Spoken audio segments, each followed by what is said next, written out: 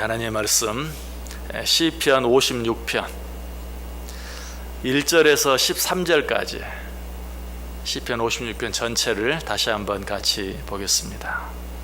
시편 56편 1절에서 13절까지 한 절씩 교독합니다. 하나님이여 내게 은혜를 베푸소서.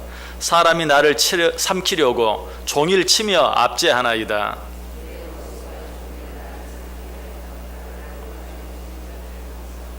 내가 두려워하는 날에는 내가 주를 의지하리이다.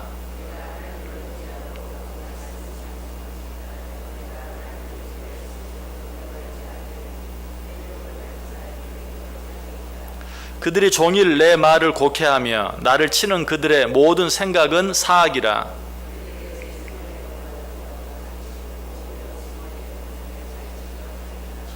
그들이 악을 행하고야 안전하오리이까. 하나님이여 분노하사 뭇 백성을 낮추소서.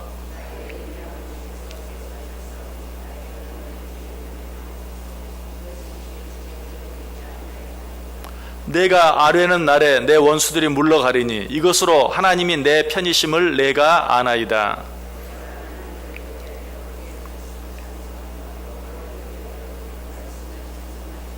내가 하나님을 의지하였은즉 두려워하지 아니하리니 사람이 내게 어찌하리이까.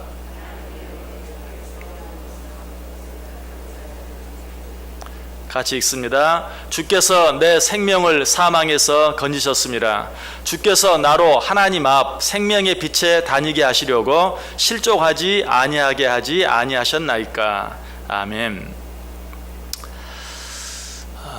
다윗은 지금 어떤 형편 가운데 있습니까? 사울의 추격을 피해서 사울에게 죽임당하지 않기 위해서 블레셋 땅으로 피신했어요.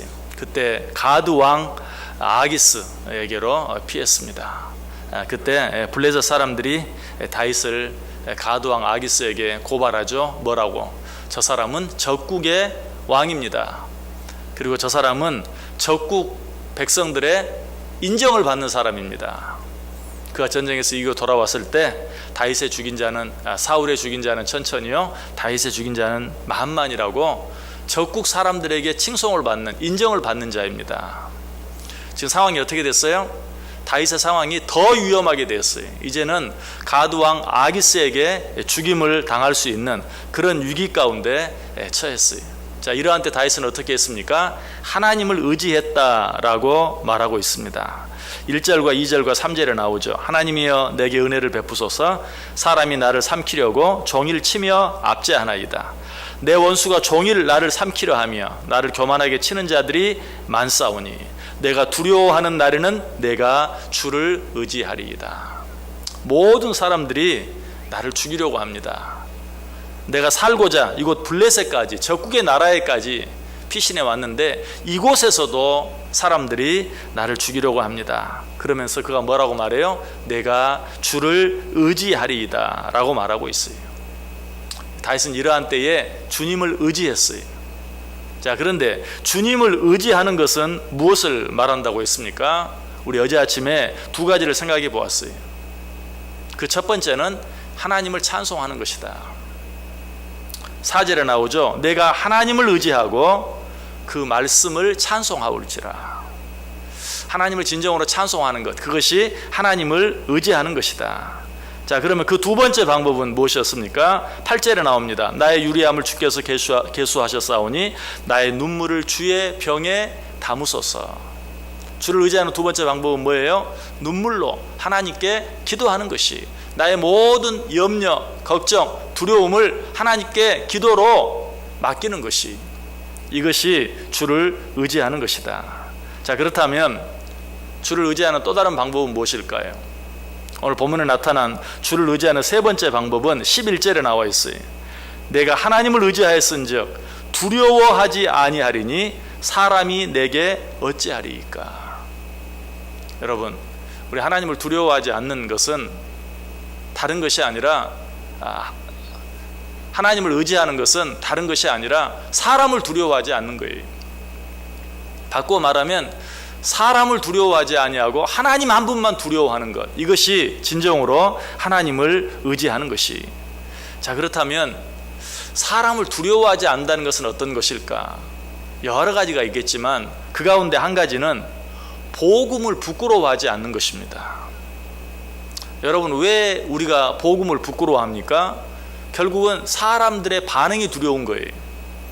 내가 복음을 전했을 때 사람들이 어떻게 할 것인가, 사람들의 반응이 두려워요. 그래서 복음을 부끄러워하는 것이. 그러므로 사람을 두려워하지 않는다라는 것은 하나님의 말씀, 복음을 부끄러워하지 않는 것이, 내가 하나님의 말씀대로 사는 것을 두려워하지 아니하고 그 말씀을 다른 사람들에게 전하는 것을 두려워하지 않는 것, 이것이 결국은 하나님을 의지하는 것이. 하나님을 진정으로 의지하는 자들은 하나님의 말씀을 부끄러워하지 않습니다. 그리고 그 말씀을 전하는 것을 부끄러워하지 않아요. 그래서 사도 바울은 뭐라고 말합니까? 로마서 1장 16절에서 내가 복음을 부끄러워하지 아니하노니 이 복음은 모든 믿는 자에게 구원을 주시는 하나님의 능력이 됨이라. 먼저는 유대인에게요, 그리고 헬라인에게로다. 하나님의 말씀을 부끄러워하지 않는 것, 그 말씀대로 사는 것을 부끄러워하지 않는 것, 그 말씀을 전하는 것을 부끄러워하지 않는 것, 이것이 하나님을 의지하는 것이다. 여러분, 이 시간에 이 말씀 가지고 내가 정말 하나님을 의지하고 있는가 한번 확인해 보세요. 내가 하나님의 뜻대로 살 때 저 사람이 나를 비웃지는 않을까? 내가 하나님의 뜻대로, 하나님의 말씀대로 살려고 할 때 저 사람이 나를 무시하지는 않을까? 내가 하나님의 말씀을 어떤 사람에게 증거했을 때, 전했을 때, 전도했을 때 저 사람이 과연 내 말을 따라줄 것인가? 여러분, 이런 마음 때문에 하나님 말씀대로 사는 것, 하나님의 말씀을 전하는 것을 부끄러워하고 두려워하는 자는 아직도 하나님을 온전히 의지하는 자라고 말할 수 없는 것이. 그래서 찬송가 502장 4절에 보면 동서남북 어디나 땅끝까지 주님만 의지하고 어두워서 못 보는 백성에게 복음의 빛 비춰라. 여기 보면 주님만 의지하고 복음의 빛 비춰라. 여기서도 주님을 의지한다는 게 뭐예요? 복음의 빛을 비추는 것이, 복음을 전하는 것이, 내가 하나님의 말씀대로 살아드림으로 말미암아서 하나님의 말씀을 모든 사람들에게 알게 하는 것이, 이것이 진정으로 하나님을 의지하는 것이요, 주님을 의지하는 것이라는 것을 우리에게 분명하게 말해주고 있어요. 자, 복음을 부끄러워하지 않는다. 이것은 뭘 말해요? 복음을 전하는 것, 전도하는 것을 말해요. 여러분, 내가 정말로 하나님을 의지한다면 그 하나님을 세상 모든 사람들에게 전해야 돼요. 증거해야 돼요. 그러지 못하는 사람은 아직도 하나님을 온전히 의지하고 있다라고 말할 수 없어요. 자, 그렇다면 오늘 본문 속에 나타난 하나님을 의지하는 또 한 가지 방법, 네 번째 방법이 되죠. 그것은 무엇입니까? 12절에 나와 있어요. 하나님이여, 내가 주께 소원함이 있사온즉 내가 감사제를 주께 드리리니. 하나님을 진정으로 의지하는 네 번째 방법은 무엇인가? 하나님께 감사제를 드리는 거예요. 감사하는 것이. 진정으로 누군가를 의지하는 자는 그에게 감사할 수밖에 없어요. 그에게 감사하지 아니하면서 내가 당신을 의지합니다 라고 말할 수 없어요. 여러분, 하나님을 의지하십니까? 하나님을 의지하는 자는 하나님께 감사하게 되어 있어요. 데살로니가전서 5장 18절에 말하죠. 범사에 감사하라. 이것이 그리스도 예수 안에 있는 하나님의 뜻이니라. 여러분, 하나님을 의지한다는 것은 무엇입니까? 하나님의 뜻을 바라고 하나님의 뜻에 따르는 것을 말해요. 그런데 데살로니가전서 5장 18절은 무엇이 하나님의 뜻이라고 말합니까? 감사하는 것이 하나님의 뜻이다. 그러므로 진정으로 하나님을 의지하는 자는 하나님께 감사하게 되어 있어요. 의지하지 못하는 자는 감사할 수 없어요. 여러분, 하나님을 내가 진정으로 의지하기를 원한다면 먼저 감사할 수 있어야 돼요. 감사할 만한 일이 있을 때 감사하는 것은 하나님을 의지하는 게 아니에요. 누군가를 의지한다는 것은 지금 내 상황이 힘들고 어렵지만 그가 이 힘들고 어려운 상황 가운데서 나와 함께 하시고 나를 도와주시고 나를 건져내 주실 것을 믿는 것이, 그것이 의지예요. 그러므로 그런 자는 어때요? 먼저 감사해요. 하나님이 내가 어떤 형편 가운데 처하든지 어떤 문제 가운데 있든지 나를 그 가운데 지켜주시고 도와주시고 보호해 주실 것을 믿기 때문에 지금 상황은 너무 어려워요. 그럼에도 불구하고 감사하는 것이, 이것은 하나님을 의지하는 첫 번째 방법과도 일맥상통이에요.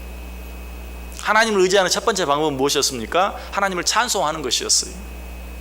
지금 내 상황은 찬송할 그런 상황이 아니, 세상 말로 말하면 뭐예요? 노래할 그런 상황이 아니, 더더욱 기쁘게 노래하고 기쁘게 찬송할 상황이 아니, 그럼에도 불구하고 하나님을 믿고 하나님을 의지하기 때문에 찬송하는 거예요.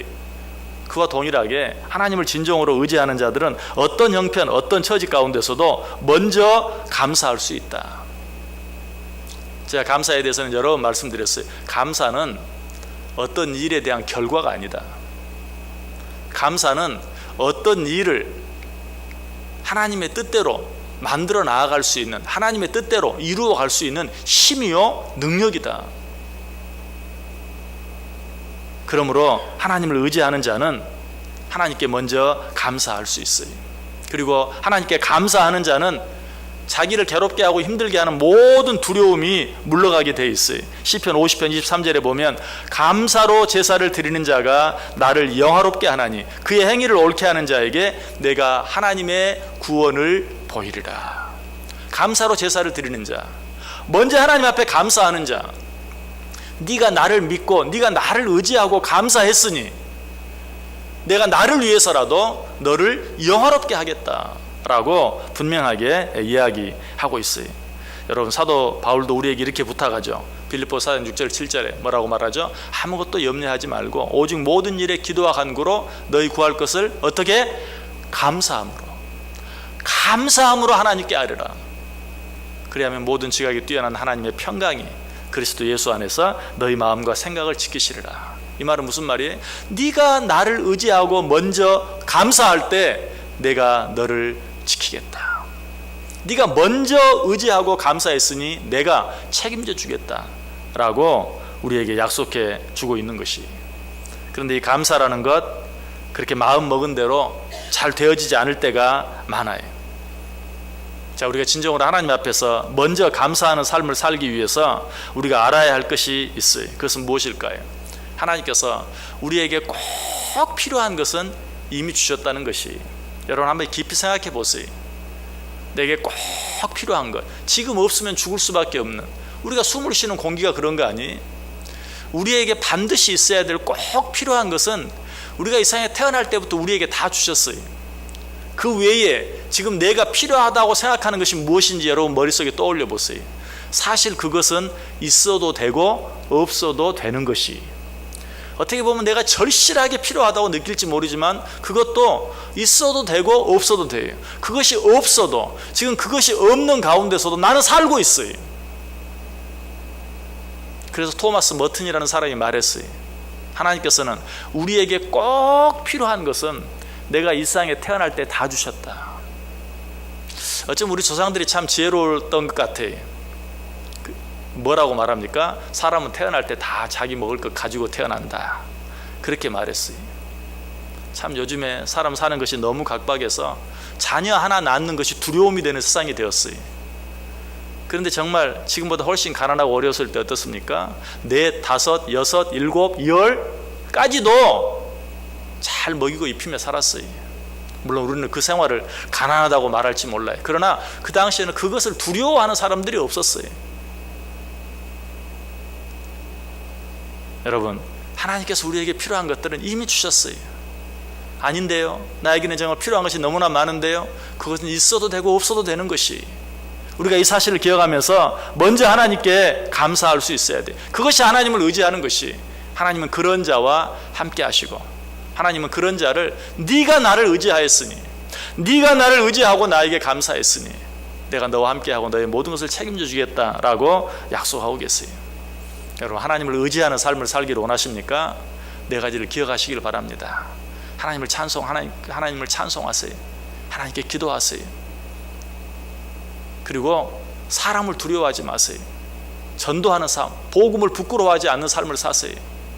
무엇보다도 하나님 앞에 감사하는 삶을 살아보시길 바랍니다. 하나님은 이런 자를, 이렇게 자기를 의지하는 자를 결코 모른다 하지 않으세요. 하나님 그런 자를 물리치지 않으세요. 그런 자와 함께 하세요.